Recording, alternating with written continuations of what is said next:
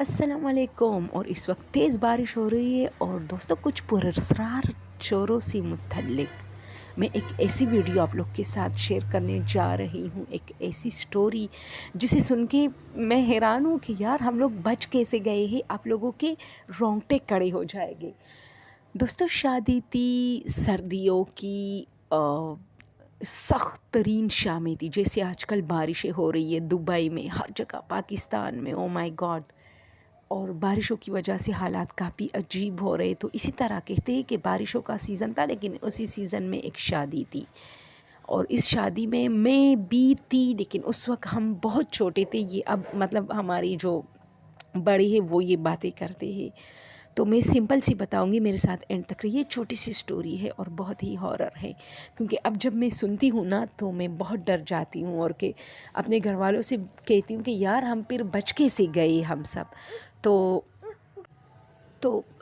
हमारे घर वाले कहते हैं कि ये मतलब जब बारात गई और मतलब डोली आई घर में, जैसे दुल्हन को लेने के लिए जो लोग जाते हैं ना, फिर उसको ले आते हैं इस तरह। तो रात के तकरीबन 2 बजे के टाइम एक बूढ़ी अम्मा थी इस शादी में और सब लोग सो रहे थे। शादी का घर था, बहुत सारे लोग थे। पुराने ज़माने में ये होता था दोस्तों कि मेहमान जो है वो सारे जो है ना शादी के घर में उनका जो है 2-3 दिनों से वो वहाँ होते थे, रातें गुजारते थे। इस तरह मज़ा आता था उन शादियों में।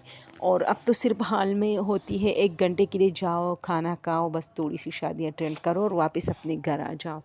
तो मेरी अम्मी कहती है कि सब लोगों ने मतलब जो है ज़मीनों पे चिठाइयाँ और तुलाइयाँ कम पड़ गई थी, क्योंकि लोग बहुत ज़्यादा थे। तो सब लोग सो गए और बहुत सर्दी थी, लेकिन चूँकि लोग ज़्यादा थे तो उस दिन के बाद अक्सर ये स्टोरी हमारे घरों में आज तक जो है करते रहते हमारे बड़े कि मतलब ज़्यादातर ये चीज़। और आज तक अच्छा, दादी मेरी जो अम्मी है वो कहते कि नानी ने आज तक उस औरत का नाम नहीं लिया कि वो कौन थी, क्योंकि उसने वादा किया था कि मैं तुम्हारा नाम नहीं लूँगी। ज़ाहिर सी बात है ऐसी, और अगर नानी नाम लेती तो वो बदनाम हो जाती और फिर नानी को भी हालात की जो है नाजुकी का पता था कि भाई ये फिर बदनाम हो जाएगी और लोग इसको मतलब शादियों में नहीं लेके जाएगा और काफ़ी मसले हो जाएगी। जिन लोगों से चोरियाँ हुई वो भी उसके सर पे थोप देंगे। तो ये वजह थी कि नानी ने उसका नाम मौत तक उसका नाम नहीं लिया कि वो कौन औरत थी। हमारी अम्मी कहती कि हमें भी आज तक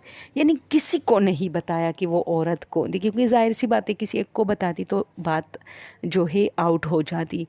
तो नानी ने उसका भरम रखा, लेकिन उससे सारी चीज़ें ली और उसका नाम नहीं लिया। और नानी कहती कि उस रात के बाद फिर मुझे ये एहसास होता था कि जब सब लोग सो रहे थे, मैं भी सो रही थी, तो मुझे बार बार उठाने कौन आता था।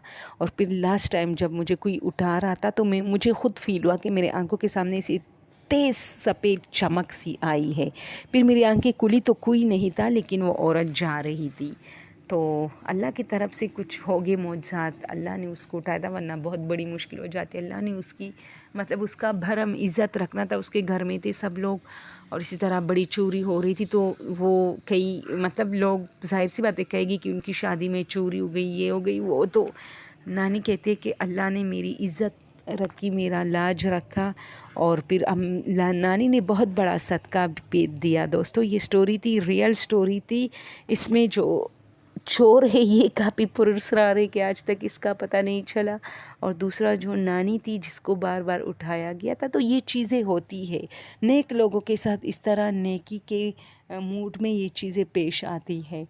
तो दोस्तों ये स्टोरी थी आप लोग के साथ शेयर करना चाहती थी। प्लीज़ ज़्यादा से ज़्यादा शेयर कीजिए, मुझे आप लोग की हेल्प की ज़रूरत है please. Thank you so much.